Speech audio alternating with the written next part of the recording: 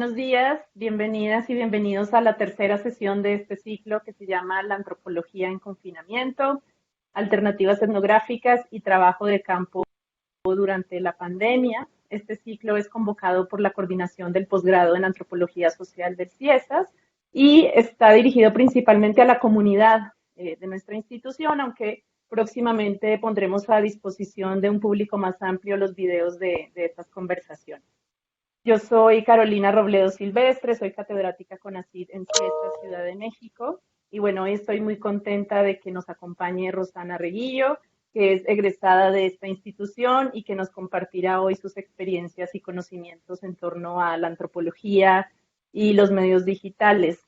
Este ciclo, como ya hemos dicho en anteriores ocasiones, tiene el propósito de hacer frente al desafío de pensarnos como antropólogas y antropólogos en un momento particular de crisis, una crisis que incluso ya algunos insisten en comprenderla como civilizatoria y no solo una crisis epidemiológica o de salubridad.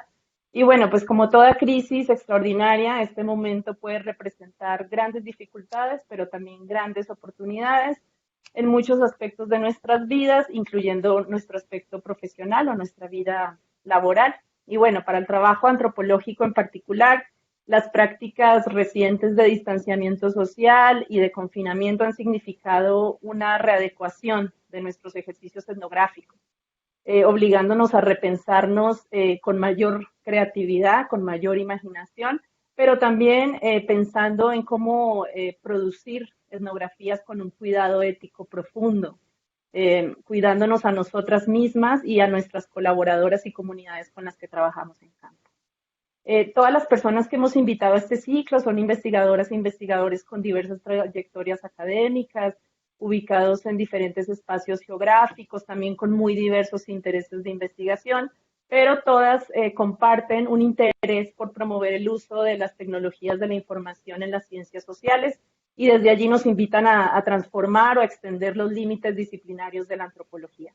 Quisiera agradecer a todas las panelistas y panelistas que han aceptado esta invitación, especialmente hoy a Rosana Reguillo y a mis compañeras del CIESAS que van a moderar las mesas. Hoy Rachel Cedar será quien modere esta mesa. Ella es coordinadora del posgrado en Antropología Social del CIESAS y es docente en CIESAS Ciudad de México. Antes de darle la palabra a Rachel para que inicie con la conversación, quisiera recordarle a nuestros asistentes que mantengan sus micrófonos apagados y que al momento de iniciar la conversación, la ronda de preguntas y respuestas, si se sienten cómodas, cómodos, por favor prendan sus cámaras para tener una conversación mucho más cercana. No siendo más, espero que esta sea una sesión muy provechosa. Les doy nuevamente la bienvenida a todas y todos y les dejo con Rachel. Adelante. Muchas gracias, Carolina. Bueno, muy buenos días a todos, a todas. Bienvenida, Rosana Reguillo. Estamos muy contentos de tener a Rosana aquí con nosotros. La hemos escuchado y leído por muchos años y realmente es un gran gusto, aunque sea no presencialmente y por esta forma que ya nos estamos acostumbrando a los cuadritos en pantalla. Quisiera pues también agradecer a la doctora Carolina Robledo que ha organizado este ciclo de conferencias sobre antropología, etnografía en tiempos de la pandemia, a petición de la coordinación del posgrado aquí en la Ciudad de México, que ahorita tengo la dicha de coordinar. Voy a presentar a Rosana Reguillo. Brevemente, creo que es conocido por todas y todos, pero ella es antropóloga, como dijo Carolina, doctora en Ciencias Sociales por la Universidad de Guadalajara y por el CIESAS. Es conocida como académica, como activista, muy productiva, especializado en estudios sobre juventud, sobre ciudades. Creo que muchos la hemos leído en sus trabajos sobre el miedo como construcción social. Y bueno, tiene una trayectoria muy interdisciplinar que cruza antropología, estudios culturales, comunicación, sociología. Ha realizado sus estudios en México y en otras partes de América Latina sobre principalmente cultura urbana y miedos sociales, también violencias, culturas juveniles, así como la acción política colectiva y el rol de los sentimientos en la acción política.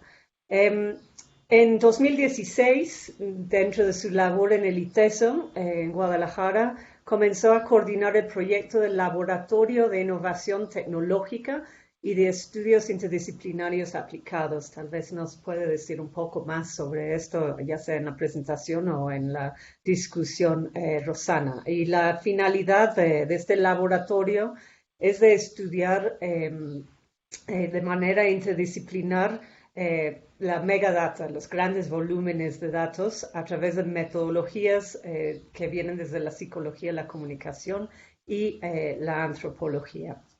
El día de hoy, Rosana nos va a presentar la conferencia Cartografías Digitales, Metodologías para Tiempos Nuevos. La mecánica va a ser que Rosana tiene 45 minutos a una hora para su presentación y luego tenemos como una hora para la discusión, preguntas, intercambio. Así que sin más, nuevamente agradeciendo a Rosana Requillo su generosidad de compartir su saber y su tiempo con nosotros. Le paso la palabra. Gracias. Muchísimas gracias, muy buenos días a todos. Espero que se pueda realizar esta sin mayores percances. Comentaba poco antes de que empezáramos que no estoy en Guadalajara, estoy en el lago de Chapala y acá la conexión no es demasiado buena, ¿no? Pero bueno, la idea, digamos, de compartir con ustedes esta charla tiene que ver con, por un lado, colocar al centro las enormes dificultades que representa hoy día el trabajo de campo. Por el otro lado, las enormes posibilidades que nos ofrecen las nuevas tecnologías, las plataformas, las redes sociodigitales. Y tercero, que creo que es quizá para mí el más relevante, es qué tipo de imaginación metodológica necesitamos para estos tiempos, ¿no? O sea, creo que la pregunta en torno a la imaginación metodológica debe ser fundamental en este momento, ¿no? Entonces, yo partiría, pues, digamos, no solamente de mi trabajo más propiamente académico, sino también de mi experiencia personal, que creo que es muy relevante, cómo he ido transitando, digamos, de una etnografía más clásica, ¿no? Del contacto con la comunidad, del contacto con los sujetos sociales, del acompañamiento a los movimientos sociales, de la participación incluso en proyectos comunitarios, a una antropología, etnografía que sin abandonar esta dimensión de la cercanía con el sujeto, posibilite, digamos, acercarnos de otras formas a la realidad, ¿no? Entonces yo diría, por un lado, quisiera colocar como una plataforma, un piso común, ¿no? De las tres preguntas que me parece que son sustantivas para estos temas. La primera es que como comunidad antropológica, la pandemia en el caso de México no ha sido nuestra principal dificultad, ¿no? Nuestro problema comenzó con la agudización de la violencia, empezó, digamos, con el crecimiento del control territorial de los grupos del crimen organizado, del narco, de la configuración de lo que yo en mi trabajo sobre la narcomáquina llamé la paralegalidad, para hacer referencia justamente no a la ilegalidad que parecería colocar a los sujetos en un dentro afuera, que me parece que es una manera incorrecta de leer lo que está sucediendo, sino justamente en un entorno, en una zona intermedia y paralela que crea su propio orden y sus propios códigos. Ya hace algunos años, no puedo recordar con precisión cuántos, pero Maru de la O, también colega nuestra aquí en el CIESAS, organizó un panel, pero ya tiene varios años. La publicación completa, a la que yo ya no llegué con un texto escrito, está en Desacatos, ahí lo pueden consultar, pero fue una discusión donde estuvimos Valenzuela, el escritor de Balas de Plata, que ahorita se me fue su nombre, un académico de Monterrey, en fin, el chiste de contarles esto no es anecdótico, sino tiene que ver justamente con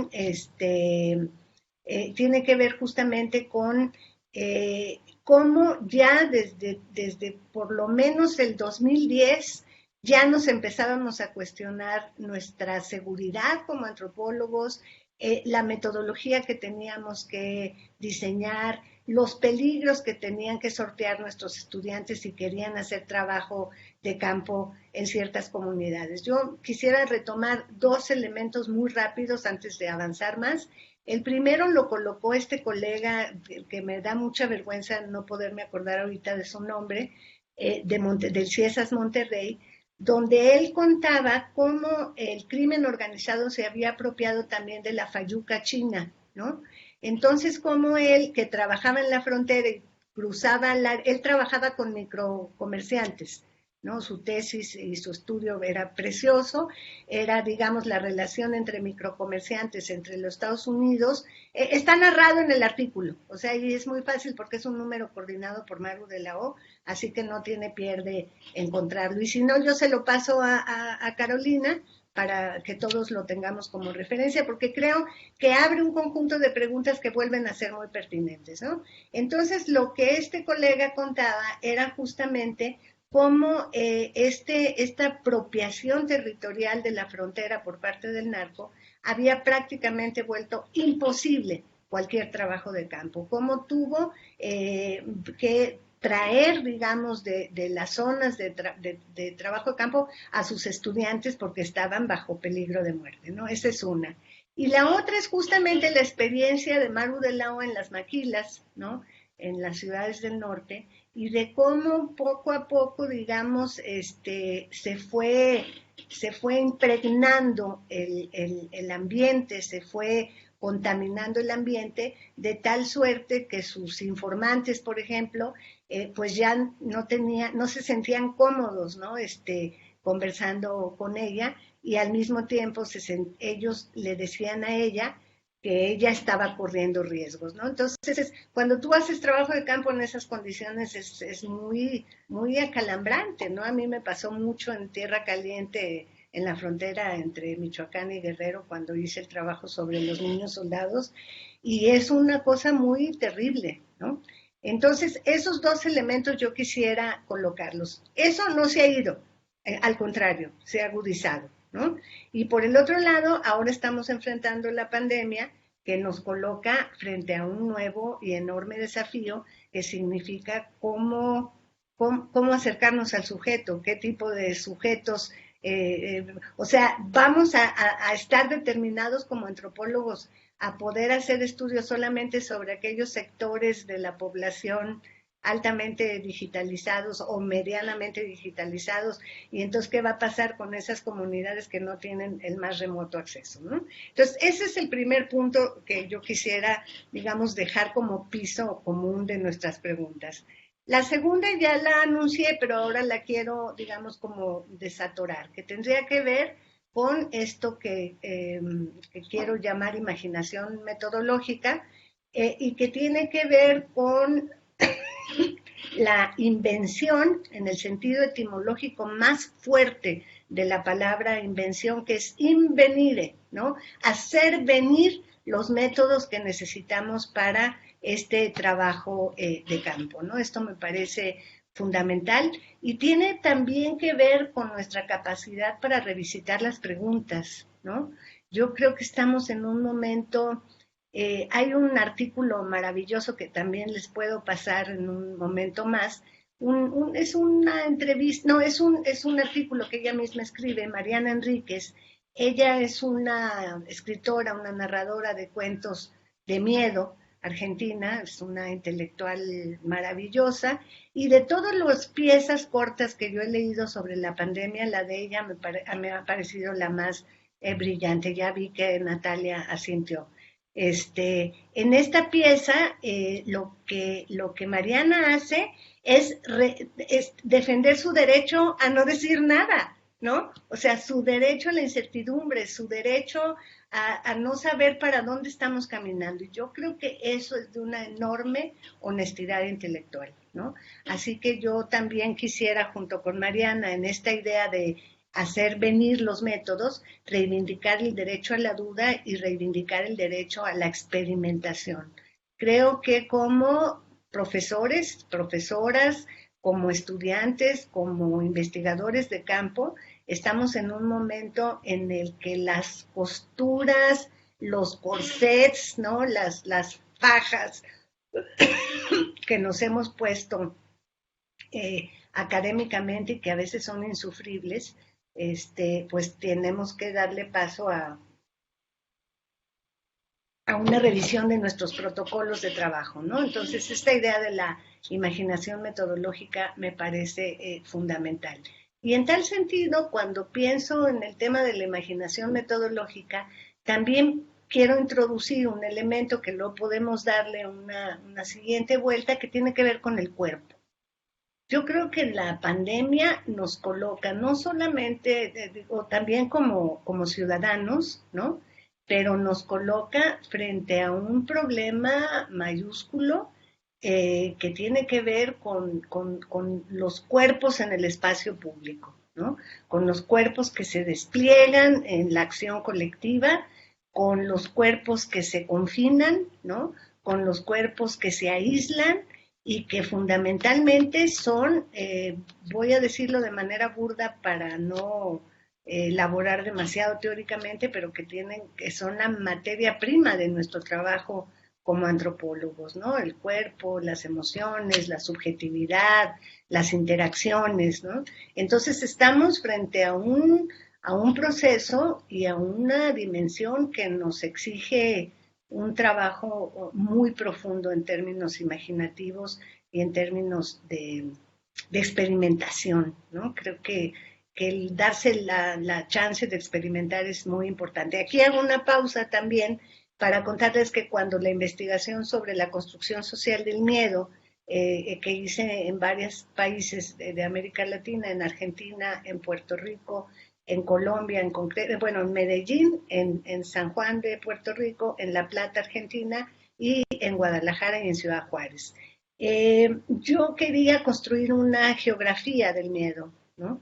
O sea, una especie de cartografía que pudiera, digamos, vincular la experiencia, valga la redundancia, subjetiva del sujeto, que se traducía a cómo estos sujetos elaboraban su propia cartografía sobre la ciudad, cómo construían sus mapas, no solamente cognitivos, sino sus mapas reales para desplazarse, ¿no?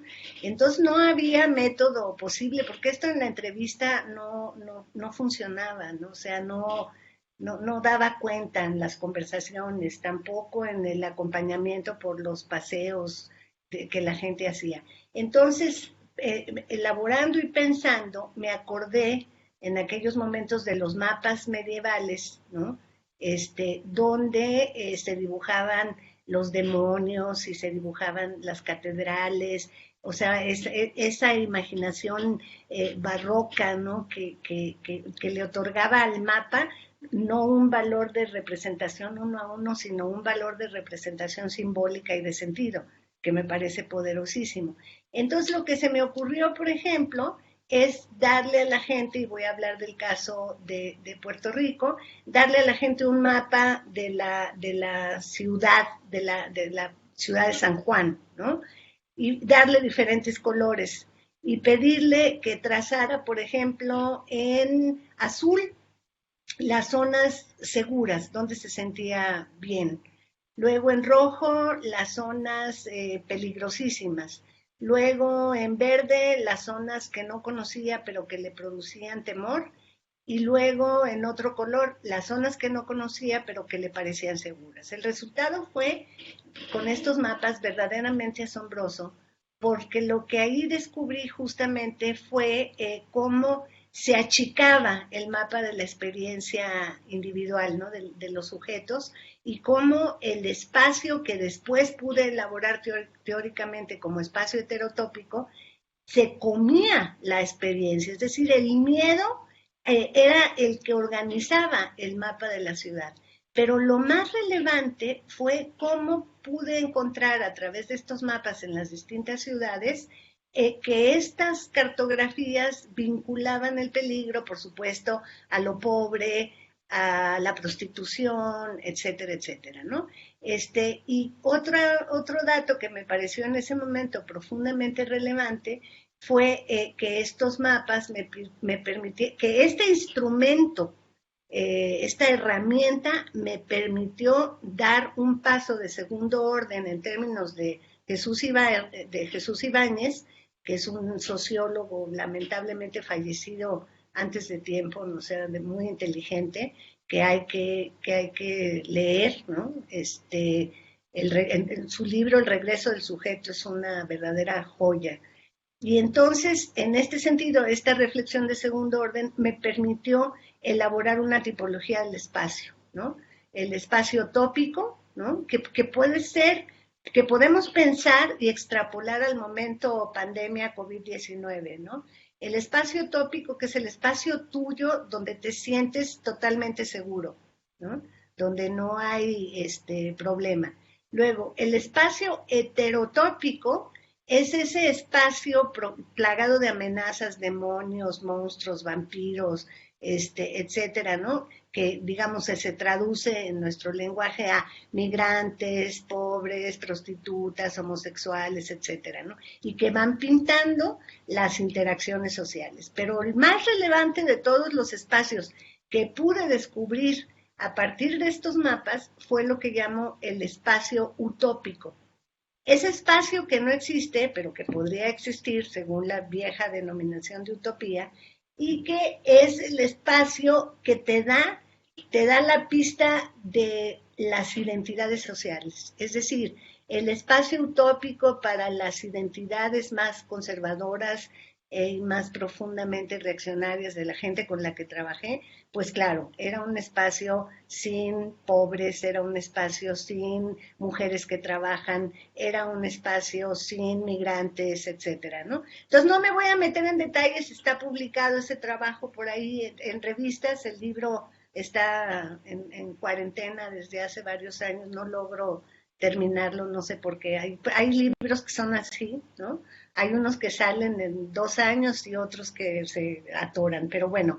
Entonces quería meterme en esto porque creo que podríamos empezar a pensar, antropológicamente hablando, qué tipos de espacios, ¿no? Abre o clausura la pandemia.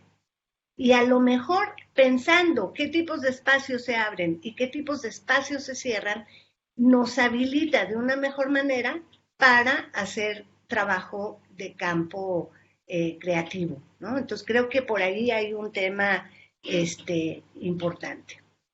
Y un tercer piso que quisiera colocar tiene que ver con mi enorme preocupación en esta pandemia, que es esta idea de que la pandemia vino a democratizar la enfermedad, es una patraña espantosa, ¿no?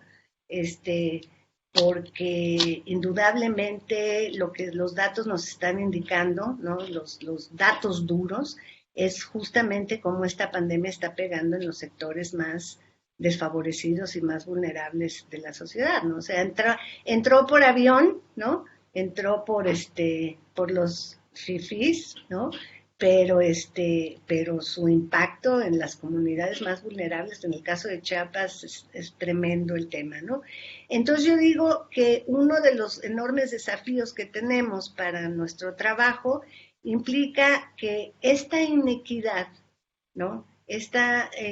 Lo que llamé en un panel reciente, pero que también lo tengo escrito y desarrollado, el reparto inequitativo del riesgo, ¿sí? Nos coloca frente a un problema mayúsculo, porque como comentábamos con Carolina hace un rato, para los proyectos que trabajan con sectores urbanos medianamente vinculados o que no se asustan de las tecnologías o que tienen el ingreso necesario para tener estas ayudas, pues el tema no es tan complicado, es mucho más difícil, ¿no? Porque tienes que aprender a descifrar muchas cosas.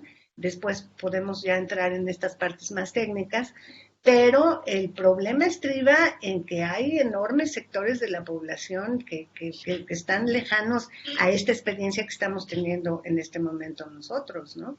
Y que entonces yo sé que, por ejemplo, los estudiantes en el ITESO es exactamente lo mismo, no está permitido salir a trabajo de campo en este momento, sería una irresponsabilidad enorme. Entonces, esto sí genera angustias, pero también creo que hay formas de darle la vueltita, pues, ¿no? Que tiene que ver con técnicas hemerográficas, con la revisión exhaustiva, ¿no? Algo que a mí me gusta decirles a mis estudiantes es, a ver, el objeto de estudio no empezó cuando ustedes lo empezaron a pensar, ¿no? O sea, dense cuenta que hay que historizar la mirada y que todo objeto tiene una larga tradición de pensamiento, ¿no? Entonces, claro, el truco para los estudiantes de posgrado es cómo innovar, cómo profundizar, ¿no? Pero entonces creo que hay estrategias, digamos, de cómo aproximarse a través de monografías, ¿no? Ya elaboradas, hacerle preguntas a las monografías, convertir las monografías en tus sujetos informantes, ¿no? Es decir, utilizar trucos para los cuales, digamos, los jurados, ¿no? Y los comités tutoriales, pues tenemos que ser receptivos a estas formas de nuevas posibilidades de trabajo, ¿no? Entonces yo diría, ahí dejaría estos 3 elementos, el que tiene que ver con la vinculación narco-pandemia, el segundo que tiene que ver con la imaginación metodológica, métodos, etcétera, y el tercero que tiene que ver con reparto inequitativo del riesgo y la posibilidad, digamos, de implementar estrategias de innovación metodológicas para aproximarnos a la realidad. Planteada este primer bloque, entonces tú me vas controlando, Carolina, porque luego yo empiezo a platicar y se me va el avión y me puedo seguir mucho rato. Entonces, a ver, en esta primera fase, en este primer bloque lo dejamos ahí porque quiero volver sobre 3 temas que ya dejé anunciados ahí, que tienen que ver con el cuerpo, que tienen que ver con herramientas y que tienen que ver con, otra vez con el tema de la imaginación. Y voy a un segundo bloque que me parece muy importante y es trazar de manera muy general, trazar de manera muy light, porque el tiempo no nos da, pero también está desarrollado y está escrito en mi más reciente libro del 2017 que se llama Paisajes Insurrectos, también está disponible en línea, ¿no? Creo que no es gratuito, pero seguramente ya algún listo lo puso en escribir, ¿no? Entonces, no creo que sea problema conseguirlo. Bueno, entonces, en este trazado, en este mapa, lo que a mí me interesa hacer es justamente cómo hacer un arco de tiempo que nos permita entender en qué momento digital estamos.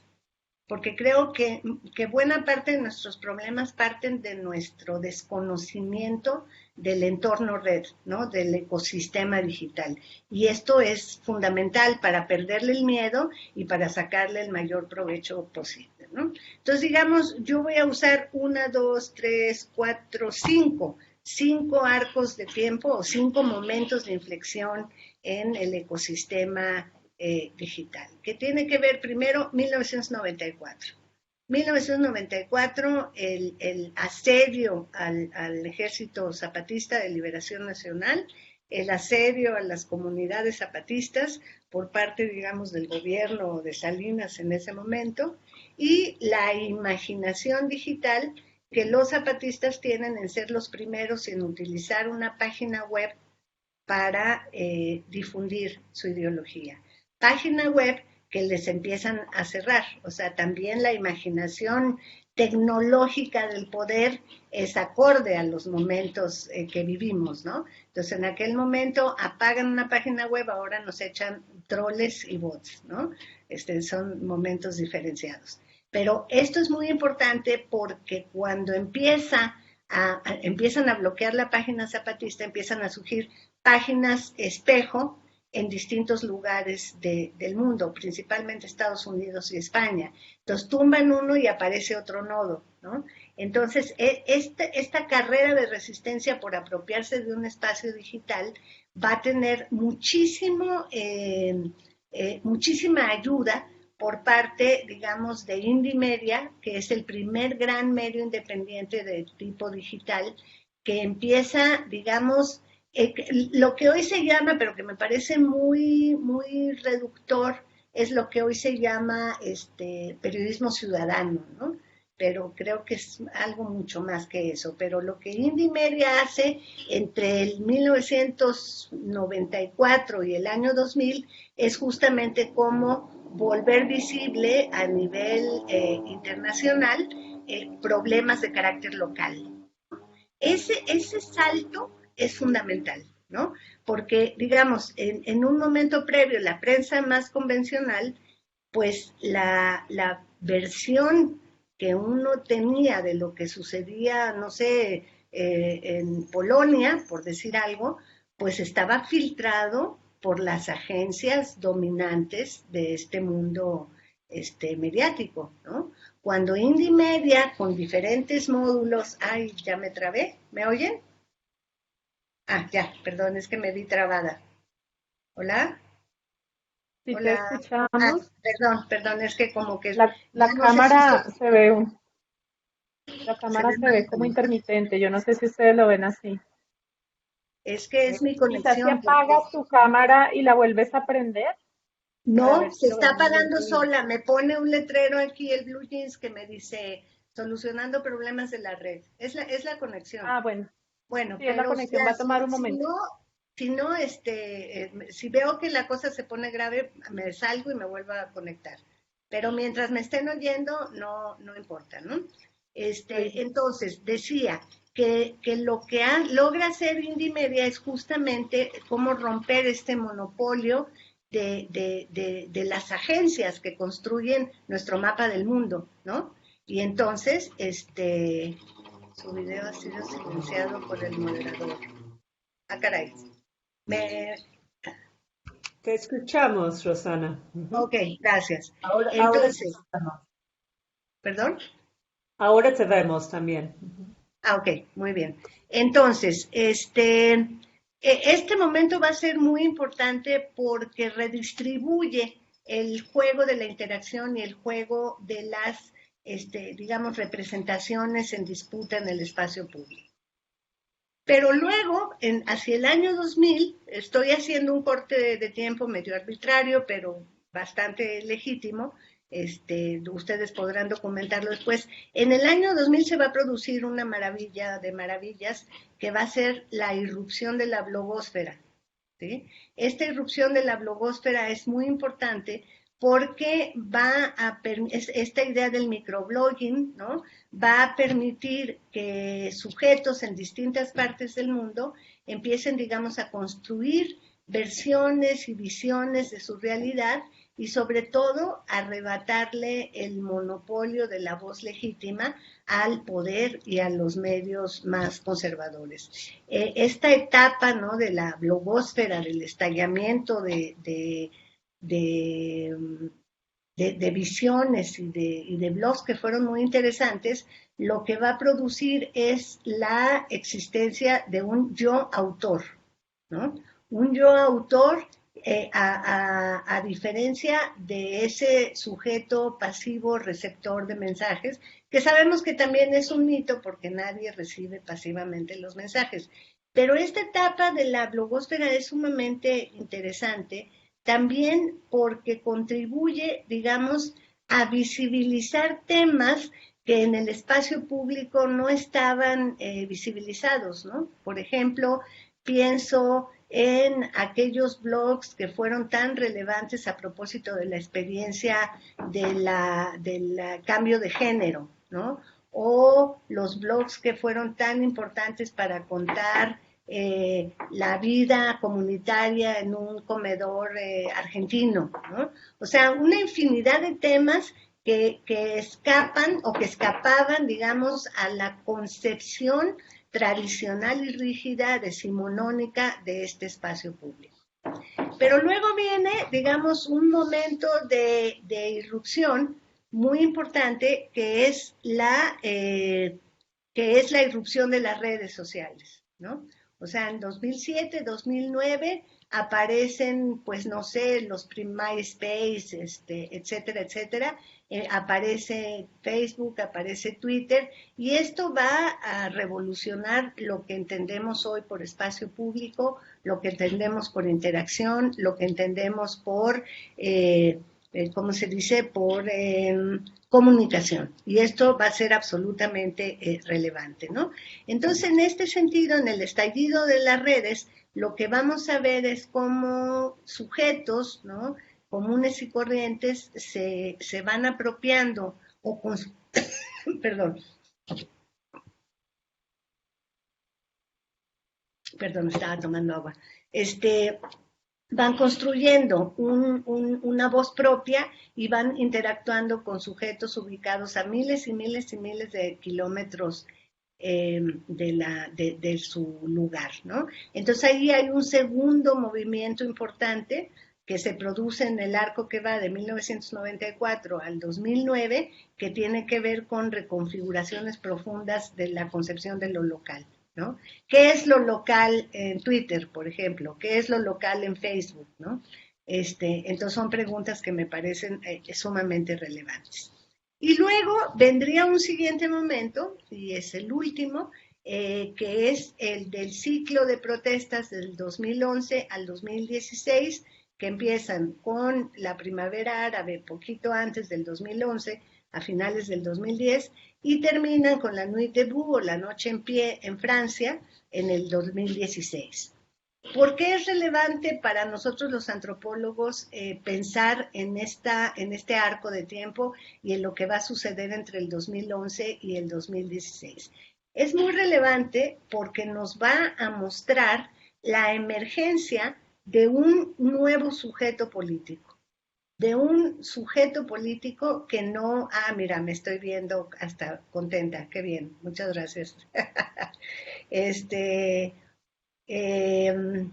Perdón, me distraje. Entonces, es muy importante porque, uno, va a dejarnos ver a un nuevo sujeto político profundamente diestro, ¿no?, con unas destrezas para las cuales nosotros carecíamos de herramientas, ¿no? Algo que fue para mí sumamente relevante es que yo, bueno, aquí hago una nota de pie de página, bajo del texto principal a una nota de pie de página que tiene que ver con que todos mis amigos me dicen que a dónde voy a ir de viaje. Bueno, iba porque ya quién sabe si volvamos a subirnos a los aviones ahora, pero me dicen que diga dónde voy a estar para no ir, porque me han tocado las explosiones, el ataque a las Torres Gemelas, estando en trabajo de campo en Estados Unidos y haciendo un Tinker Visiting Professor en Stanford. Me tocaron las bombas en Atocha, haciendo una estancia de investigación en Barcelona. Me tocó la renuncia del Papa un día después de que le entregué mi libro sobre los jóvenes, ¿no?, el Ratzinger. Entonces, digamos que tengo la suerte de estar en el acontecimiento preciso, en el momento preciso. Entonces, yo tuve la profunda suerte de en el 2011 estar en Nueva York, ¿sí?, haciendo la cátedra Andrés Bello para la Universidad de Nueva York. Entonces, Occupy Wall Street, o sea, el sujeto de estudio me quedaba más o menos como a 15 cuadras del departamento que yo tenía, y tuve la suerte de acompañar desde el primer día, desde la convocatoria de Facebook que me había mandado una amiga turca, ¿sí? O sea, una amiga de la Universidad de Boğaziçi en Turquía me mandó la invitación a Occupy Wall Street sin saber que yo ese 17 de septiembre estaría en Nueva York. Entonces, desde ese primer momento hasta que regresé a México a finales de diciembre, acompañé el proceso de configuración de Occupy Wall Street, y para mí verdaderamente fue un shock en la cabeza. Ese shock tenía que ver con ver a estos jóvenes. Ustedes no están viendo el movimiento que estoy haciendo, pero tecleando, o sea, en Zuccotti Park, el parque donde, digamos, era el lugar que tomaron para su ocupación, eran las bancas de concreto, las ocupaban con las computadoras, ¿no? Luego casi todos tenían Mac, entonces por eso luego los querían descalificar, que porque eran muy ricos y tenían Mac, etcétera. Entonces, era muy impresionante ver el intercambio y lo que estaba sucediendo ahí. Por ejemplo, este señor, ¿quién era? Bloomberg, el alcalde en ese momento, estaba desesperado y quería acabar con el movimiento a toda costa. Y entonces, por un lado, les mandaba la policía, ¿no? Les mandaba un aparato ese horrible que es como un monstruo que te vigila, pero luego dio la encomienda de quitarles toda la energía eléctrica. Y entonces los chavos de Occupy, la gente de Occupy, con una imaginación impresionante, lograron generar bicicletas para generar energía eléctrica. Entonces tú donabas tu tiempo de bicicleta. Entonces decía, yo quiero donar media hora de energía. Entonces te subías a pedalear a la bicicleta. Entonces era fascinante ver a la gente que salía de su chamba llegar a montarse a la bicicleta, ¿no? Luego los acusó de cochinos y de que el parque era una porquería y no sé, que se los iba a cerrar. Entonces filtró que iban a llegar en la madrugada. Entonces hay una foto que es verdaderamente genial que pone checklist, clean the political process, clean the parties, clean the park, y ponen clean the park con palomita. Entonces, a la hora que llegan las máquinas al desalojo, están los chavos de la ocupación con escoba y trapeador en mano esperando, y el parque impecable. Entonces no los pudo correr en esa ocasión, ¿no? Pero más allá de eso, la imaginación tecnológica, la manera en la que se conectaron con movimientos sociales de otros muchos lugares fue absolutamente relevante. Y es algo que se va a repetir en México, se va a repetir en Colombia, se va a repetir en Brasil de manera muy importante. Y este ciclo de protestas lamentablemente termina en Francia con la ley del primer empleo y este movimiento tan hermoso que se llamó La Noche en Pie, que todavía da coletazos de vida, ¿no? Pero que yo creo que como antropólogos o antropólogas nuestra chamba no estriba en pensar en el éxito o en el fracaso de estos movimientos, sino pensar en lo que lograron cambiar, ¿no? Dice Amador Fernández Sabater, dice algo como entender el clima de la protesta, ¿no? Y esto me parece absolutamente relevante, ¿no? Pero en este ciclo de protestas van a pasar dos cosas dos cosas feas, me fue la palabra que quería usar. Una es en el 2012, cuando con Peña Nieto irrumpen en la esfera digital lo que se van a llamar los Peñabots, ¿no? El Peñabot es el script más sencillo y más bobo que pueda haber, que se usó durante mucho tiempo en este sexenio de Peña Nieto para alabar el trabajo del presidente y del gobierno, ¿no? Entonces ponía, Carolina Robledo es la antropóloga de la violencia más buena de la pradera del mundo mundial. Y entonces 25 cuentas distintas repetían, Carolina Robledo es la antropóloga más chida del mundo mundial. Carolina, tararán, tararán, de tal manera que lo que hacía los Peñabots, eran estos scripts muy sencillos de programar en una máquina, o en un TweetDeck, que es, digamos, como se denomina, no solamente a la aplicación, sino como se denomina al chavo que maneja 20 o 50 cuentas, ¿no? Automatizadas, tenían por objeto,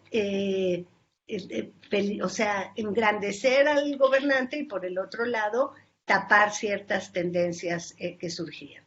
Pero el otro momento fuerte es el del 2014-2015, cuando como consecuencia de Ayotzinapa y la enorme indignación social, ya no solamente van a utilizar bots, sino aparecen en la escena los llamados troles, ¿no? Que son cuentas falsas operadas con gente real, cuyo objetivo es el acoso y el ataque selectivo a aquellas personas que son incómodas al poder, ¿no? Entonces, por un lado, el movimiento digital en torno a Ayotzinapa fue brutal, ¿no? Todavía no está la tesis, no se ha escrito esa tesis, así que si hay alguien aquí que quiera hacer esa tesis, lo que fue el movimiento digital en Ayotzinapa, me ofrezco a asesorarla, porque fue brutal el impacto digital. Yo tuve la suerte de estar desde las entrañas, porque lo que activó el movimiento digital por Ayotzinapa fueron las células internacionales de Yo Soy 132, que se activaron casi simultáneamente y movieron el Foro Global por Ayotzinapa, que fue tan importante, ¿no? Pero al mismo tiempo, digamos, si se acuerdan del hashtag Ya me cansé, como respuesta al procurador, ¿no? Que lo tumbaban y llegamos creo que hasta el número 25, 26, ya me cansé 26, ¿no? Y eso fue brutal. Entonces, en ese momento aparecen estos troles que son horribles haciendo amenazas brutales. Es un momento en el que yo soy atacada después de volver de una reunión de la 9ª Acción Global por Ayotzinapa. Estoy volviendo a mi casa y me encuentro con fotografías horribles en Twitter de que me van a matar, de que ya saben dónde vivo. Tal fue, o sea, fueron 3 meses de acoso y amenaza de muerte espantosas, al grado que me tuvieron que, o sea, tuve que ser ingresada al mecanismo de defensa de periodistas y de defensores de derechos humanos, ¿no? Que luego me tuve que salir porque realmente no funcionaba para nada bien. Pero bueno, entonces estos dos contramomentos, la irrupción del automatismo para callar las voces disidentes y la irrupción del ataque, lejos de acabarse, se han ido sofisticando y agravando cada vez más, ¿no? Entonces estamos en un momento sumamente complejo del uso de las redes para fines no honestos, no éticos, ¿no? La manipulación, la inflación de tendencias, etcétera. Entonces, este sería el segundo bloque, digamos, que tiene más que un interés directo a nuestro trabajo antropológico, tiene más bien como componer los antecedentes, ¿no? Y tener, digamos, como la película completa de cómo se ha ido transformando el ecosistema digital y cuáles posibilidades tenemos hoy, ¿no? Y entro a la tercera parte y última, y con esto abrimos ya la sesión de preguntas y respuestas y comentarios y recomendaciones de bibliografía, etcétera, que tienen que ver con lo que ya anunciábamos al principio, que es, bueno, frente a todo este desastre y frente a todo este panorama, ¿qué posibilidades tenemos a nivel metodológico, ¿no? Entonces, la primera persona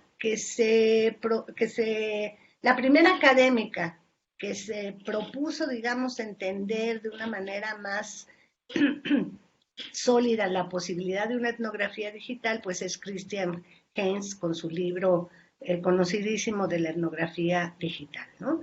Ahí ella lo que hace es justamente cómo plantear cómo no es posible sustituir la etnografía clásica por una etnografía digital, pero sí es posible potenciarla, ¿no?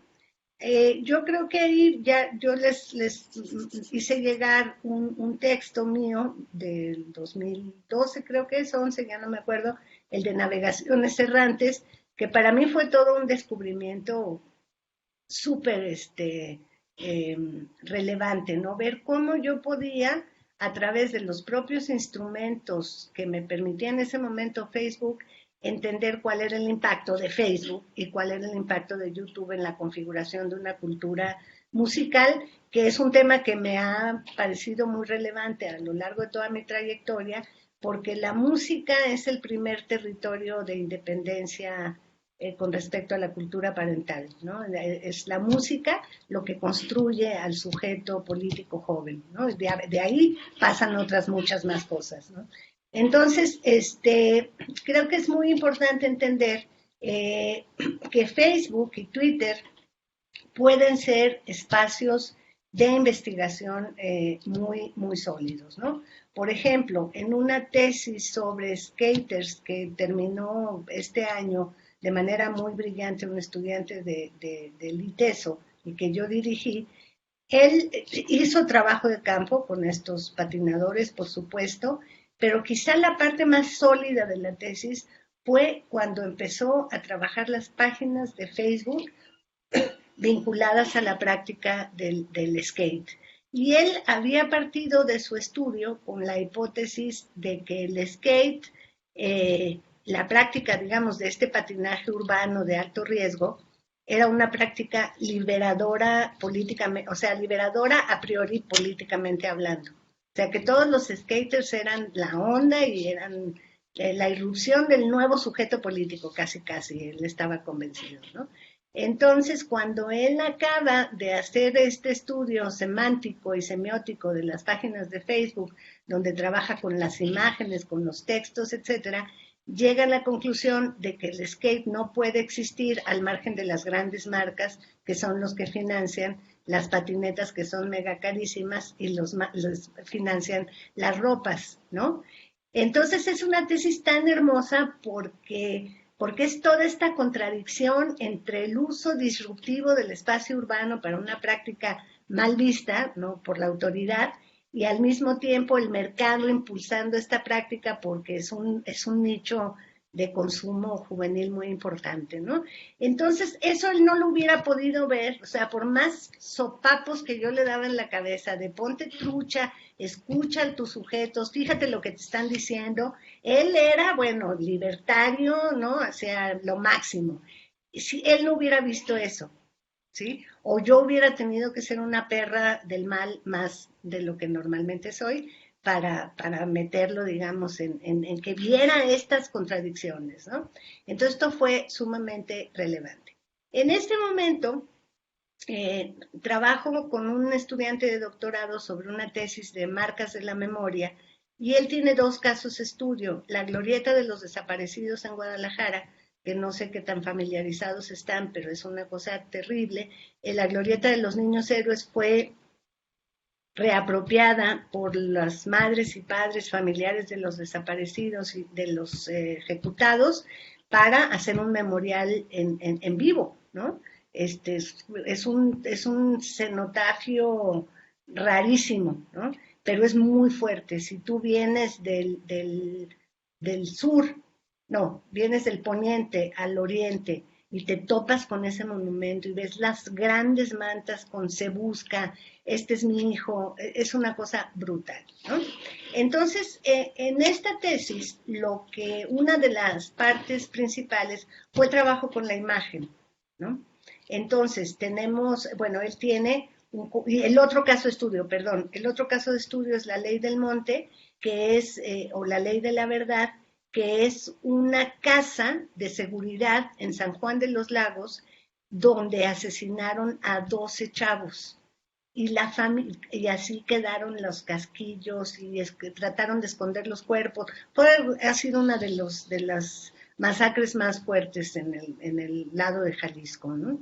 Y entonces ahí lo que la gente hizo fue apropiarse de esta finca que era privada, que es otro elemento muy loco, ¿no? De esta relación entre lo privado y un monumento en un espacio privado.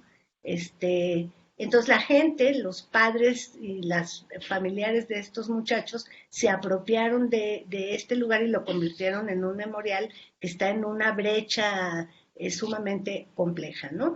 Entonces lo que se hizo en esta fase fue justamente cómo analizar las imágenes y también las imágenes que aparecían tanto en las redes sociales como las imágenes que aparecían en los medios de comunicación, ¿no? Entonces creo que también el uso de la imagen, ya hablábamos de cómo, por ejemplo, convertir la monografía en un informante clave puede ser muy relevante, pero aquí yo quisiera apelar a nuestra competencia antropológica con las imágenes. Uno de mis pleitos siempre con mis profes del doctorado, que yo les cuento aquí entre nosotros, si me citan lo negaré, pero cuando yo hice mi tesis de doctorado, hice un video, ya me mataban, ¿eh? ya me mataban mis profes porque decían que el video no era un texto caliente, ¿no? Que porque la subjetividad, como si la escritura no fuera subjetiva, ¿no? Luego ya se ablandaron y hasta me gané el Premio Nacional de Antropología. Pero se pusieron bien roñosos, no les gustaba ni poquito por esta enorme dificultad que tenemos de salir del método tradicional, ¿no? Entonces creo que este es un momento, como decía Carolina al inicio, es un momento terrible, pero es un momento de grandes oportunidades, ¿no? Y una de esas es esa, ¿no? La apertura al método. Entonces, otra cuestión importante que hemos estado haciendo en el laboratorio, por ejemplo, nosotros ya después, si queda tiempo en las preguntas, les puedo contar un poco más de cómo aparece Signal y qué estamos haciendo. Hemos desarrollado diferentes scripts o códigos para sacar grandes volúmenes de datos de YouTube, de Instagram y de Twitter. De Facebook podíamos, pero Don Zuckerberg cerró toda su API, entonces no nos deja, casi somos ciegos. Tenemos que hacer lo que hacemos en Facebook, lo hacemos manualmente. Entonces, desarrollamos un script para Instagram que es poderosísimo porque nos descarga a partir de una tendencia. Entonces, por ejemplo, hicimos varios experimentos en Pray for Honduras, cuando el terremoto de Honduras, hicimos otro de la caravana migrante, descargas de millones de imágenes. Entonces nos empezamos a hacer preguntas como, ¿de qué color es la tragedia? ¿No? ¿Cuáles colores son con los que se cuenta una tragedia? ¿La tragedia tiene rostros o son planos inanimados? O sea, ¿cómo le preguntas a los datos que te está dando la red, ¿no? Bien, bien interesante. Y lo mismo, por ejemplo, para el caso ahora de George Floyd en los Estados Unidos, estamos haciendo exactamente lo mismo y estamos empezando a trabajar con TikTok, que yo lo había, digamos, como dejado en el cajón porque me parecía muy, muy sonso, pero ahora resulta que para el movimiento Black Lives Matter, el TikTok se ha convertido en algo absolutamente relevante y político, ¿no? Entonces, ahí están estas herramientas, ahí están estas estrategias, se pueden hacer. Google es un enorme y un gigante horroroso corporativo dueño de nuestros datos, pero nos regala muchísimas herramientas. Por ejemplo, las encuestas que es posible hacer gratuitamente a través de Google, ¿no? Que son muy, si en el tiempo en que hice lo de navegaciones errantes hubiera existido la encuesta de Google, me hubiera sido 1000 veces más fácil para mí, ¿no? Entonces creo que es muy relevante, también creo que es muy relevante la posibilidad del contacto directo a través de este tipo de plataformas, ¿no? Para hacer entrevistas, para hablar con nuestros sujetos, etcétera. Pero también a mí me preocupa una cosa que me tiene, desde lo de Bolsonaro, me tiene muy nerviosa, y es el uso de WhatsApp, ¿no? Yo pienso que WhatsApp, junto con otros elementos, configuran lo que llamo tecnologías de proximidad. Y estas tecnologías de proximidad lo que hacen es que cuando tú te relacionas con ellas, vas con la guardia totalmente baja, ¿no? Porque el celular, donde tienes el WhatsApp, es donde hablas con tu mamá, con tu papá, con tus hermanos, con tus compas de la chamba. Entonces, cuando te llegan esa oleada de información, estás con todas las barreras cognitivas abajo. Por eso ha sido tan fácil para la clase política pasar, digamos, del control de las redes o del intento de control de las redes al control y la difusión de materiales a través de WhatsApp, ¿no? Precisamente por estas características. Entonces yo lo que digo es, cada plataforma, cada sitio, cada posibilidad, cada espacio, cada web tienen sus potencialidades y tienen sus problemas y tienen sus riesgos. Y con esto terminaría. Yo creo que lo sustantivo tiene que ver fundamentalmente con las preguntas que podamos plantearnos, ¿no? Ya Maturana lo dijo hace mucho tiempo, Humberto Maturana dijo, quien se hace la pregunta ha de trabajar para responderla. Entonces, yo creo que lo relevante y nuestro trabajo antropológico no consiste en generar respuestas, sino en generar las preguntas que este momento pandémico requiere, ¿no? Y ahí tenemos que mantenernos con un pesimismo de la razón, pero con un optimismo de la voluntad, sin doblegarnos como quisiera Gramsci, ¿no? Y lo dejo de este tamaño aquí para más bien ya conversar. Miles de gracias, Rosana, por realmente inspirarnos con tu presentación. Qué lástima no verte. No sé si la cámara estaría funcionando suficiente para el intercambio. Ahora tenemos un poco menos de una hora para intercambios, preguntas de todo el público. Podemos usar el chat para poner su nombre, por favor, y así voy pasando la palabra porque no puedo ver a todo el mundo que está aquí. Voy a abusar de mi posición de moderadora, tal vez, para hacer una primera pregunta a Rosana. Hoy en la mañana estaba escuchando como de rutina la BBC y una de las noticias era el gobierno de Australia condenando sin nombrar a China, pero básicamente nombrando a China el ciberataque que ya lleva meses en todos sus sistemas, ¿no? Y pensando, pues nadie sabe para dónde va a ir esto del control de los medios digitales, pero estamos en un momento de inflexión de guerra digital bastante complicado. Y mi pregunta es, tal vez es imposible de tener certeza sobre eso, pero dada la imposibilidad de la seguridad de los medios digitales, ¿qué tipo de reflexiones metodológicas, éticas deberíamos de estar teniendo en este tránsito que tú nos estás invitando a meditar en la metodología frente a medios digitales?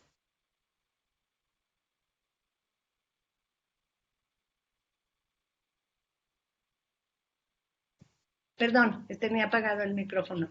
Eso de no ver tiene sus enormes dificultades. A ver, ¿vamos a tomar todas de un jalón o vamos una por una? Si quieres, tomamos unas 2 o 3. Tomamos unas 3, perfecto, Ajá. súper. Ajá. A ver, ¿alguien más quiere lanzar una pregunta ahora? No veo a gente en el chat. ¿Colegas? Yo tengo una pregunta. Quería dejar a los estudiantes, pero bueno, empecemos también con esta pregunta. Rosana, tú has hablado en este libro de Paisajes Insurrectos de las zonas de intensificación emocional, que son unas zonas híbridas, ¿no? Entre lo digital y lo vincular también desde el cuerpo presente. Para una antropóloga interesada en las emociones, ¿qué posibilidades brindan las redes sociales? ¿No? Como para aproximarnos de una manera más sensible a esa dimensión emocional. ¿Es posible hacerlo desde estos medios? ¿Tú cómo lo has hecho? Okay. ¿Qué nos podrías compartir respecto a esto? Muy bien. Tomamos uno más de Gabriela García, que está aquí. Pues dice Héctor Arce que parece que estás en la oscuridad, Rosana. No sé si puedes prender la luz. Y Gabriela, adelante. Tienes que abrir tu micrófono. Muy buenos días, perdón que no me muestre, pero tengo pésima señal de internet. Bueno, primero muchas gracias, doctora Reguillo, por compartirnos pues, tantos conocimientos y sus experiencias. Mi pregunta está relacionada un poco con lo que preguntaba la doctora Rachel en el sentido de cuestión metodológica, cómo nos acercamos pues a la gran cantidad de información que hay en internet, ¿no? Y sobre todo cómo podemos trazar como esta línea de entre lo público y lo privado, porque pues sí hay como ciertas consideraciones dependiendo de si está en un grupo o si está en un perfil, etcétera, pero cómo podemos ser muy cuidadosos para manejar la información. Y sería todo, gracias. Gracias, Liliana. Rosana. Sí, a ver, yo creo que para la primera cuestión, ¿no? Que plantea Rachel sobre la seguridad de la ética, a ver, yo creo que aquí hay un tema muy complejo. Voy a ilustrarlo con la reciente discusión entre ayer y antier con el FaceApp, de que la gente se empezó a poner súper feliz para usar la aplicación para ver cómo te vas a ver de viejo. Ya la habían relanzado una vez, este es un medio ruso, ¿no? Y no porque sea ruso lo hace más peligroso, sino porque, todas estas aplicaciones lo que hacen es robarnos nuestros datos, ¿no? Entonces, una primera cuestión en términos de seguridad para quienes van a utilizar Internet y van a utilizar las plataformas sociodigitales para investigar es el profundo control que tienes que tener sobre tus propios datos en primer lugar, ¿no? Tener verificación de 2 pasos, leer la letra chiquita de las plataformas que nunca las leemos y vamos felices entregando y entregando y entregando material, ¿no? Entonces esto es sumamente complejo. Por el otro lado, hay que, a ver, efectivamente, y se vincula con el último comentario que tiene que ver con la dimensión entre lo que es privado y lo que es público y qué es posible. A ver, yo creo que aquí hay 2 tipos de proyectos en términos éticos. Aquellos donde los sujetos no saben que están siendo investigados, ¿no? Yo ahí me niego, ¿sí? O sea, por ejemplo, ¿se acuerdan de ese libro de Cabeza de Turco que hizo un periodista? Si no lo conocen, búsquenlo, porque tuvo un impacto muy fuerte, ahorita no me acuerdo del nombre, es un periodista alemán que se disfraza de turco y se pone hasta pupilentes para trabajar en la Volkswagen, para trabajar en la McDonald's, etcétera, etcétera, y hablar justamente de la enorme discriminación que hay para el trabajo de los turcos, ¿no? Entonces, él se mete a trabajar con esta gente sin que los compañeros del trabajo, de la ensambladora o del restaurante, sepan que él es un periodista haciendo investigación. A mí eso me parece antiético, cabeza de turco, eso, gracias. Eso me parece absolutamente deshonesto, ¿no? O sea, yo creo que tal vez un periodista puede hacerlo, pero no me parece que sea relevante que lo haga, digo, no me parece ético que lo haga una persona. En este momento está a punto de producirse la irrupción de mi nieta y una amiga porque estoy invadiendo su espacio, ¿eh? Entonces, no se asusten si eso sucede.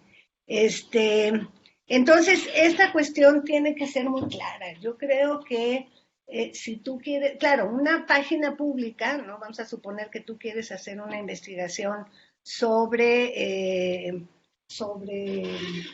no sé, sobre la página de algún grupo cultural, indígena, etcétera. Yo creo que es perfectamente ético trabajar con esas páginas, ¿no? Pero cuando se trata de personas, yo creo que la gente tiene que saber que está siendo observada y tiene que saber que tú eres un investigador, investigadora, porque eso para mí es la ética fundamental, ¿no? O sea, no disfrazarse, ¿no? O sea, uno de los grandes retos de los antropólogos es aprender a construir la relación de confianza con la gente con la que trabajamos. Ese lugar se gana, no está dado en ningún lado, no está escrito, ¿no? Entonces, aprender a hacer etnografía es complejo, no es enchilame ¿verdad? Entonces, creo que esto es muy importante no perderlo de vista, que justamente el que mucha gente es muy descuidada en sus comentarios o en sus usos de las redes, pues eso nos obliga a elevar a triple grado de vigilancia el uso ético de esta información, ¿no? Luego, con respecto a las zonas de intensificación afectiva, a ver, yo creo que las emociones son claves, ¿no? Estoy leyendo ahorita un libro de una investigadora que se llama Las intimidades congeladas, Es un libro viejo, pero lo tenía en el librero y no me lo traje de Argentina, no lo había leído. Luego le digo a Caro el nombre porque no me acuerdo, pero el nombre de la autora. Pero es muy interesante porque ella recupera desde la tradición más propiamente weberiana, ella es socióloga, cómo todos, hasta Marx, se han preocupado de las emociones sin decirlo. Ok, gracias. De Eva Lius. Bueno, ahorita nos dices cómo se pronuncia. Eva y Lous. Ok, es gracias. Judía, Eva y Lous. Perfecto. Y está bien, bueno, yo voy a la mitad, pero está súper interesante. Lo que ella muestra en su libro, hasta donde voy, hasta donde lo llevo leído, es justamente el peso que ha tenido la pregunta por las emociones, pero desde el closet, ¿no? O sea, hubo un tiempo, digamos, de mucha negación de la emoción frente a logos, ¿no? Entonces, porque la investigación tenía que ser objetiva, etcétera. Pero yo creo que ese giro emocional se dio hace buen rato, prácticamente desde finales del siglo pasado.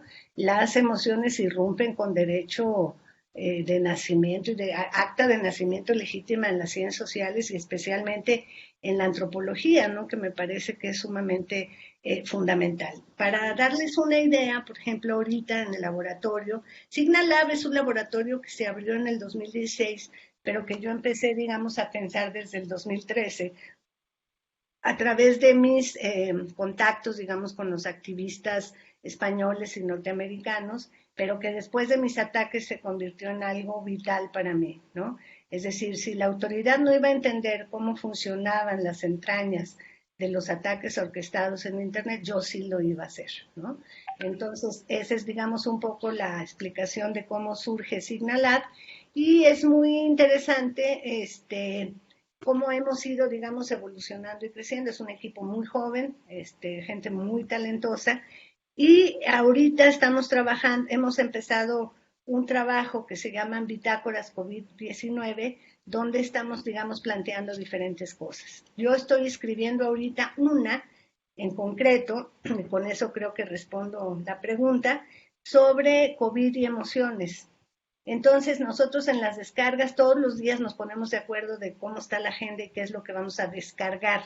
Cuando digo descargar es que nos conectamos como si fuera un popote, nos conectamos a la API de Twitter o a la API de YouTube o a la API de Instagram y le damos una instrucción, le decimos al script, sácame todo lo que tenga que ver con la tendencia tal, ¿no? Todo lo que tenga que ver con COVID y emociones, por ejemplo. Entonces lo que detectamos fue que la primera palabra, digamos, que tenía la pandemia de un tinte afectivo era la palabra insomnio. La palabra insomnio fue la primera que empezamos a utilizar para conversar entre nosotros. ¿Y tú tuviste insomnio? Sí, claro, y es que no puedo, etcétera. Lo cual te habla de un estado alterado emocional. Enseguida, la palabra más fuertemente usada después de insomnio fue pesadilla, ¿no? También la gente contando sus pesadillas en las redes, etcétera, etcétera. Y luego irrumpió el miedo, ¿no? Como una palabra, ¿no? Un sustantivo fundamental con el cual la gente estaba hablando de sus propios miedos frente a la pandemia. Luego, por supuesto, aparece el enojo, aparece la ira, aparecen un montón de cosas. Y hemos estado tratando de ubicar en dónde están los discursos de la esperanza y no encontramos, No, todavía no aparece, digamos, a nivel de grandes volúmenes de datos, la palabra esperanza está totalmente desdibujada, ¿no? Entonces, pues así más o menos está la cosa. Indudablemente hay que tener una muy buena formación filosófica para entrarle al tema de las emociones, ¿sí? O sea, hay que empezar por los clásicos, Descartes, aunque suena rarísimo, hay que empezar por el espíritu de las pasiones de Descartes, para entender, digamos, cómo se ha ido consolidando todo este pensamiento. Y para mí el master of the masters, que no ha podido ser rebasado por nadie, es Baruch Spinoza, ¿no? Este gran filósofo de la ética y de las pasiones y de las afecciones, que digamos su edificio intelectual es imprescindible para cualquier persona que quiera trabajar de manera seria y rigurosa el tema de las emociones. Muchas gracias, Rosana. Tenemos a todos estudiantes en línea con preguntas. Amba, adelante primero, por favor.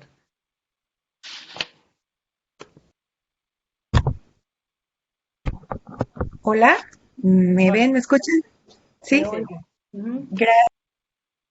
Primero agradecer a la doctora Reguillo por esta interesante conversación. Y bueno, yo tengo una pregunta que tiene que ver con cuestiones éticas me llamó mucho la atención y me parece muy rico hablar de esta imaginación metodológica, sobre todo ahora es necesaria.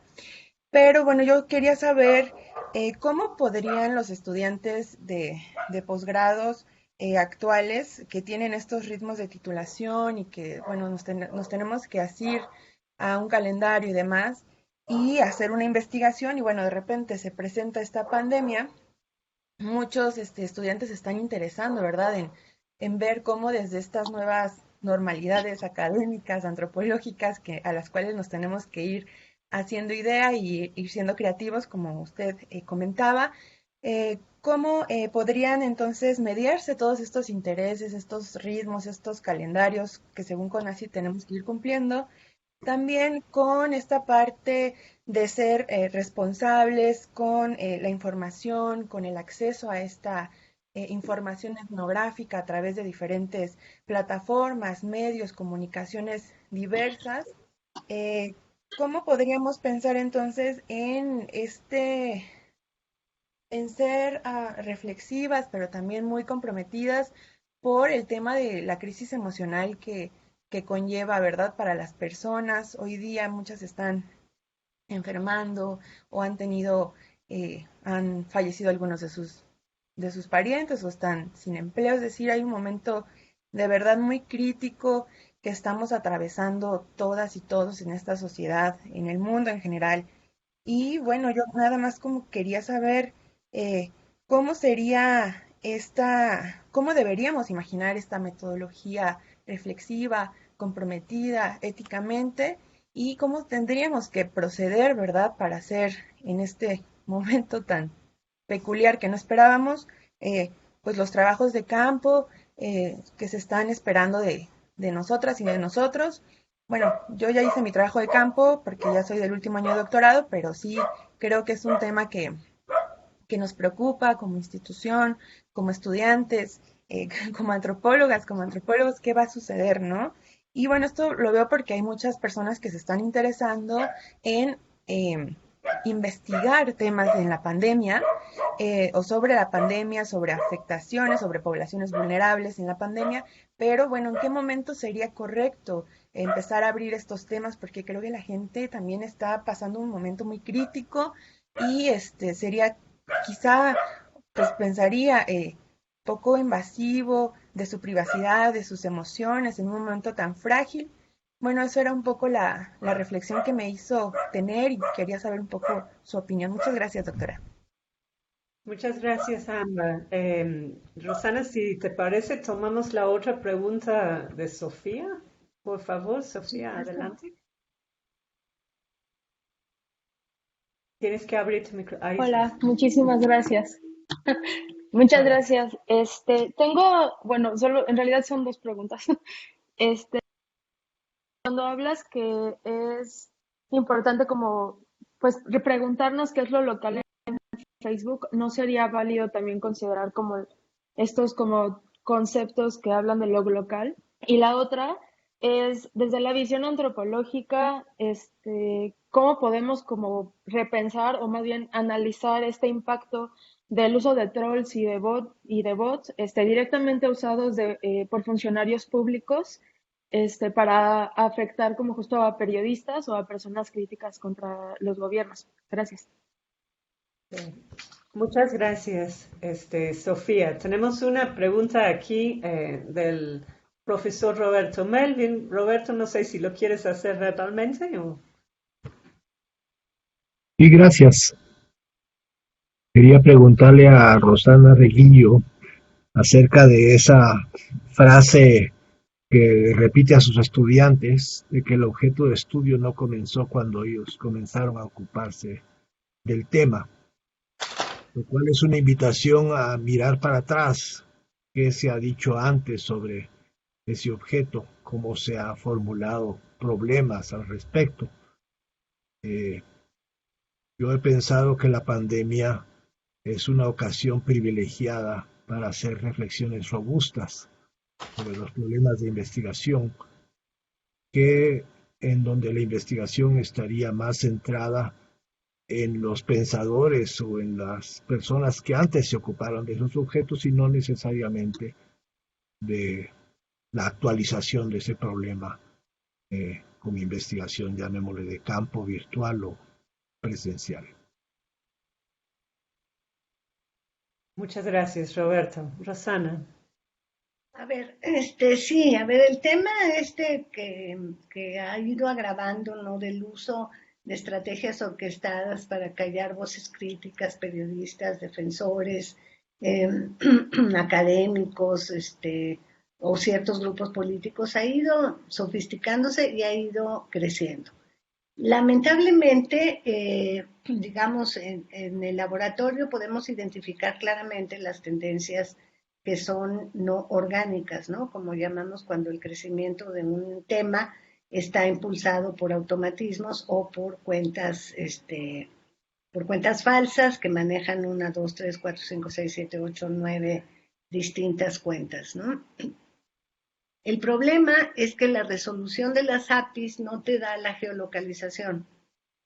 O sea, es malo, pero por el otro lado es bueno, porque tú imagínate que tú estás, Sofía, haciendo una crítica, por ejemplo, a la desaparición de Senapred y pones que estás furibunda y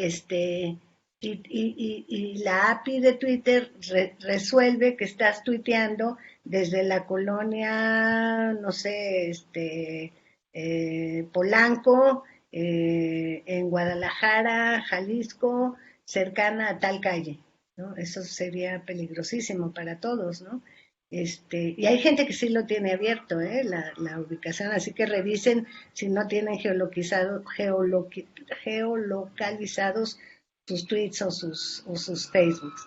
Entonces, el problema es que nosotros no podemos decir, se está originando aquí, ¿no? Por lo tanto, hay un cochinero ahí adentro que ya uno no sabe, hermano, quién es quién.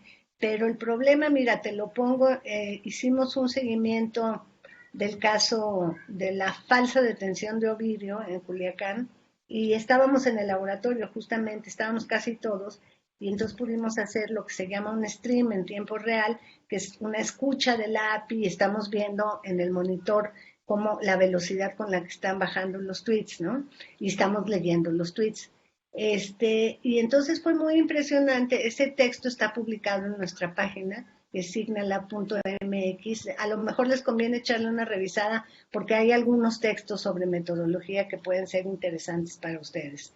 Pero el caso es que los primeros minutos después de que estalló el conflicto de Ovidio, que todo el cartel de Sinaloa salió a tomar la ciudad, la gente tuiteaba con muchísimo miedo, están en tal calle, están armados, una troca blanca acaba de llevar a no sé dónde. La gente estaba utilizando la red para lo que es como un megáfono de interacción para protección comunitaria, es una práctica de cobijo, ¿no? Y a los menos de 10 minutos empezó un hashtag AMLO, el mejor presidente de México. AMLO, el mejor presidente de México, aludiendo, o sea, tratando de desviar la atención sobre lo que estaba pasando en Culiacán. Y a los 5 minutos apareció el hashtag o la contratendencia, que era AMLO, el peor presidente de la historia. AMLO, el peor presidente de la historia. De tal manera que un conflicto tan serio como la toma de una ciudad completa por parte del crimen organizado, la participación del ejército y luego su repliegue, la filtración de que les habían amenazado con meterse a la zona del cuartel donde viven con sus familias. Todo eso y la falta de una estrategia y de una política de seguridad integral, todo eso quedó cerrado, obturado por el uso de estas tendencias de tal suerte que el tema de Ovidio se convirtió en una especie de plebiscito para López Obrador sí, López Obrador no. Entonces esto es sumamente grave, ¿no? Sumamente grave.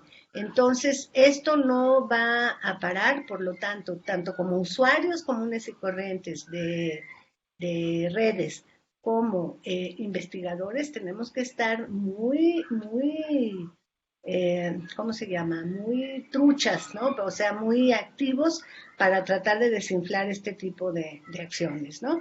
Y la segunda, sí, me encanta lo que planteas, Roberto.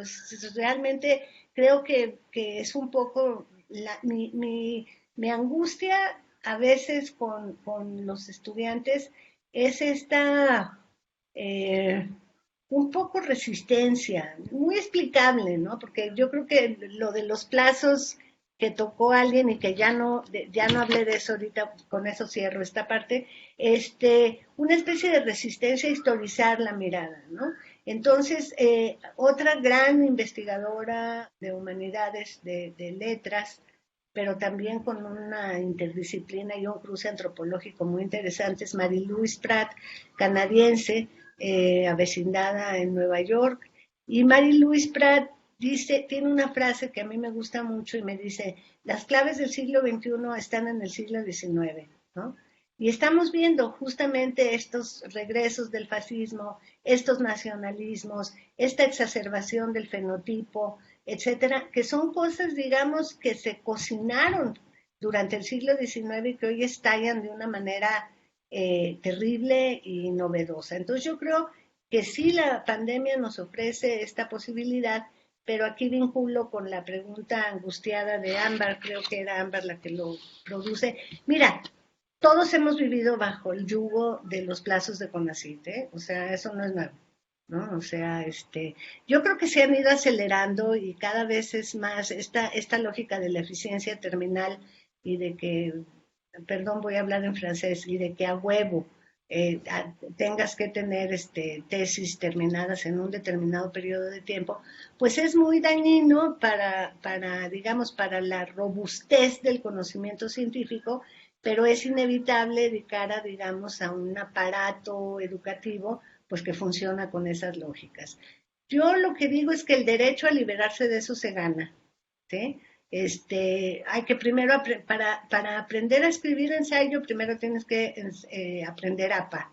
Si no sabes APA, a ver, puesto en otros términos, menos sangrones. Joan Miró, este gran pintor catalán maravilloso, que supongo que ubican muy bien sus pinturas, está siendo un día entrevistado por un periodista y el periodista es: maestro, ¿cómo ha logrado esa magistralidad en el trazo tan simple, tan preciso, tan contundente, colorido y al mismo tiempo tan austero? Y entonces Miró se voltea y le dice: mire, joven, me tomó años aprender a pintar como los niños, ¿no? Entonces, aprender investigación para poderse soltar del encasillamiento al que somos sometidos en nuestro proceso de investigación, pues es un proceso largo, ¿no? Entonces yo digo, respirar duro, ¿no? Darse tiempo para una cervecita de vez en cuando, y apurarse, porque los plazos son los plazos, pero aún en la presión, hay que aprender mira, a lo mejor así está más fácil, hay que aprender a trabajar bajo presión, ¿sí? Ya los tiempos de ese investigadora en su castillo de cristal, etcétera, etcétera, eso ya no existe, ¿no? Y la eficacia de nuestra chamba tiene que ver con eficacia teórica, solvencia empírica y estar ahí en el momento necesario, ¿no? Muchas gracias, Rosana. Tengo una pregunta de mi colega Felipe Evia. Aquí, Felipe, adelante.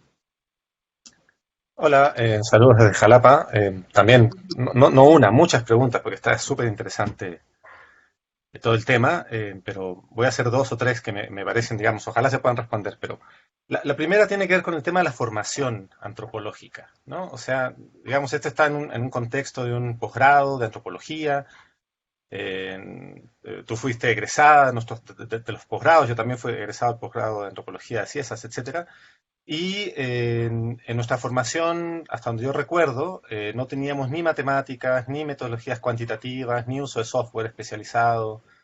Y quiero preguntarte al respecto, ¿qué opinas tú? ¿Qué tipo de nuevas herramientas formativas necesitamos los antropólogos para enfrentarnos a este mundo digital, ¿no?